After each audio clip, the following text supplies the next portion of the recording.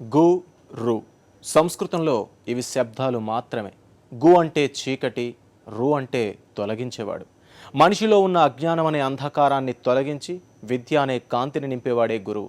అంతటి సమున్నతమైన గురుస్థానానికి మరింత వన్నె తీసుకొచ్చిన వ్యక్తి డాక్టర్ సర్వేపల్లి రాధాకృష్ణన్. గురు బ్రహ్మ గురు విష్ణు గురుదేవో మహేశ్వర గురు సాక్షాత్ పరబ్రహ్మ తస్మై శ్రీ గురవే నమః. గురువు స్థానంలో ఉండి భారతీయ విద్యా విధానాలకు, విద్యా వ్యాప్తికి ఎనలేని కృషి చేసిన వ్యక్తి డాక్టర్ సర్వేపల్లి రాధాకృష్ణన్. సర్వేపల్లి రాధాకృష్ణన్ రాజమండ్రి ఆర్ట్స్ కళాశాల ప్రిన్సిపల్ గా కూడా పనిచేశారు.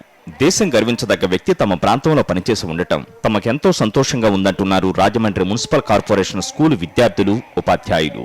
సర్వేపల్లిని తలుచుకుంటూ ప్రతి ఏడాదిలాగే ఈసారి గురు పూజోత్సవాన్ని ఘనంగా జరుపుకుంటున్నారు.